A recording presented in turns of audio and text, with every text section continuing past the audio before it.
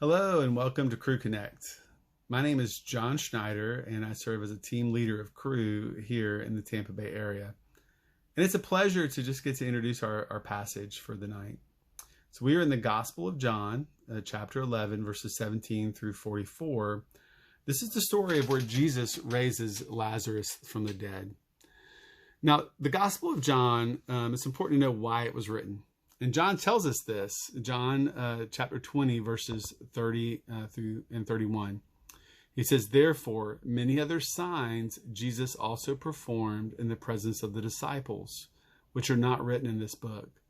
But these have been written so that you may believe that Jesus is the Christ, the Son of God, and that believing you may have a life in his name." So John wrote this gospel because he wanted people to understand who Jesus is and wanted them to have faith in him. Another thing that we see in John's writings of this gospel is that he records 7 different statements where Jesus identifies who he is, where he says, "I am." Things like, "I am the good shepherd," or "I am the bread of life."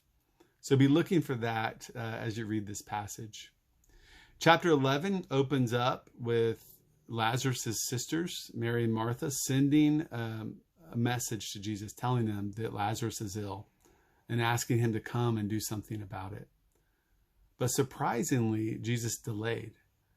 And then he tells his disciples that this sickness is not going to end in death for Lazarus, but it will bring glory to God, and also it will bring glory to the Son of Man.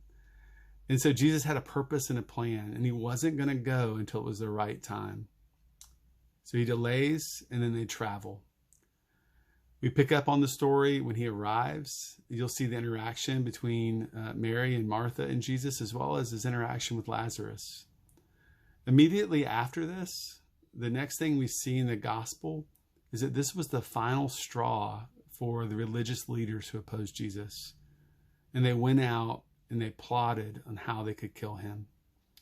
And as you continue through the gospel, you see the next thing John gives us is Jesus heading to Jerusalem, and then ultimately his crucifixion and resurrection.